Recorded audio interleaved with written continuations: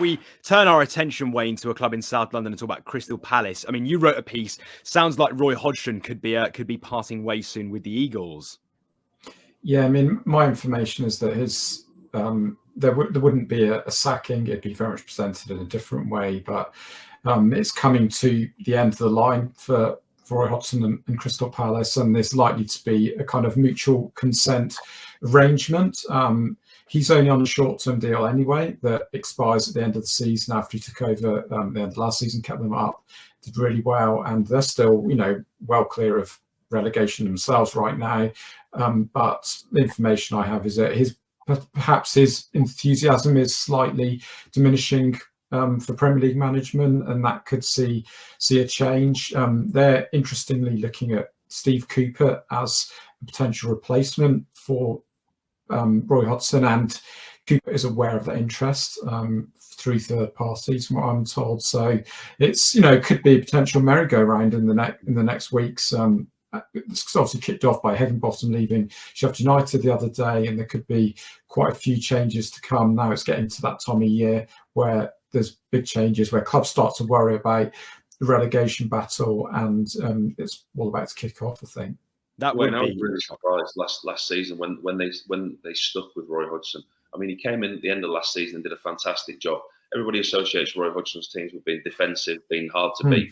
Last season he came in, they were open, they were expansive, they scored goals, and they stayed in the Premier League, and not only just by the skin of their teeth, but quite comfortably.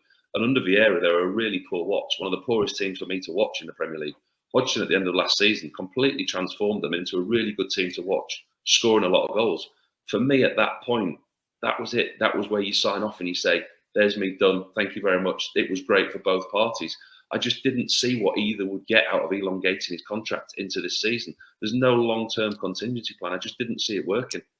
Yeah, I mean, and also he's 76 years old, and it's quite remarkable that he's, in a Premier League dugout at that age. It's, testimony to his sort of commitment and his enthusiasm for football. I mean, very interesting, a complete side note to this is that he was advising Sir Jim Ratcliffe at Nice last season before he took over at Crystal Palace, from what I understand, and he did recommend Dougie Freedman at that point to Sir Jim Ratcliffe. So that could very much lead to a potential rival at Man United, and there's big issues at Crystal Palace.